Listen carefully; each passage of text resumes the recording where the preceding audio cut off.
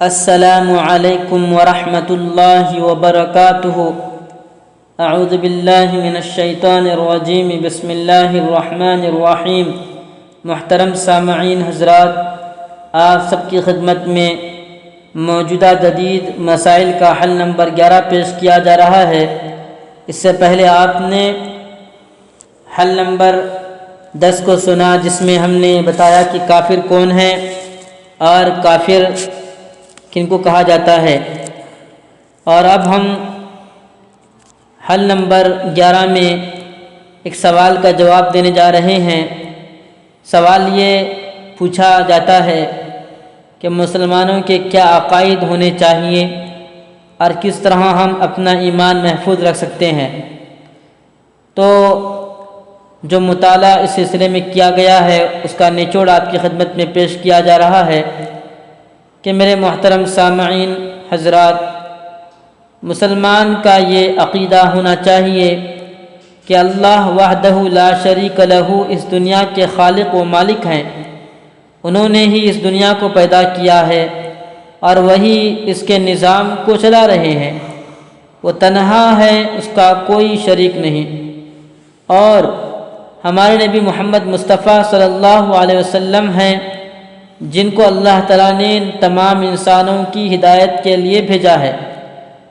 انہوں نے جو کچھ فرمایا ہے وہ بالکل برحق اور صحیح ہے۔ ان پر اپنی کتاب قرآن مجید نازل فرمائی، اس کے تمام احکام سچے ہیں، جن پر ہم سب کو ایمان لانا بے حد ضروری ہے۔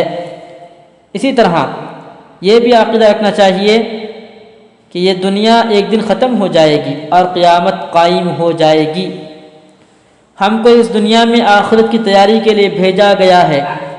ہم جیسا کریں گے ویسا ہمیں بدلہ ملے گا۔ اچھا کریں گے تو اچھا بدلہ ملے گا، اور اگر برا کریں گے تو برا بدلہ ملے گا۔ اللہ تعالیٰ نے اپنے نیک اور فرما بردار بندوں کے لیے جنت بنائی ہے اور نافرمان اور گنہگار بندوں کے لیے جہنم بنائی ہے۔ اس پر یقین ہونا چاہیے کہ اللہ پاک نے جنت بنا دی ہے اور جہنم بھی بنائی۔ جنت میں نیک لوگوں کو ڈالیں گے اور جہنم میں، جس کو دوزخ بھی کہتے ہیں، اس میں برے لوگوں کو ڈالیں گے۔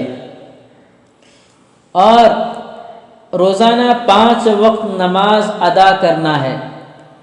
روزانہ 5 وقت کی نماز پڑھنا، رمضان کے روزے رکھنا، اور نصاب کی بقدر اگر مال ہو تو زکوٰۃ دینا، اور اگر استطاعت ہو تو اللہ تبارک و تعالی کا گھر، جس کو ہم بیت اللہ کہتے ہیں، اس کا حج کرنا، اور اسی طرح سے اپنے جو متعلقین کے حقوق ہوتے ہیں ان کو ادا کرتے رہنا، اور گناہوں سے پرہیز کرنا۔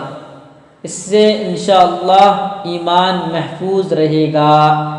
تو آپ کی خدمت میں عقائد بیان کیے گئے، عقیدہ کیا ہے اور جس سے ایمان محفوظ رہتا ہے، وہ چیزیں بھی آپ کی خدمت میں بیان کی گئی۔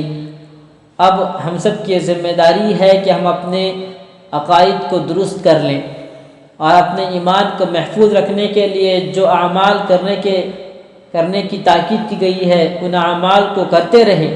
اس کے نتیجے میں ہمارا ایمان محفوظ رہے گا۔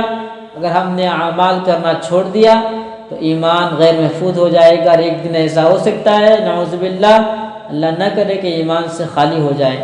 اللہ تعالی ہم سب کو اپنے عقائد کی اصلاح کرنے کی، درست کرنے کی توفیق عطا فرمائے، اور ہم سب کے ایمان کی حفاظت فرمائے، اور اللہ تعالی ہمیں نیک اعمال کرنے کی توفیق سے نوازے۔ آمین۔ السلام علیکم ورحمۃ اللہ وبرکاتہ۔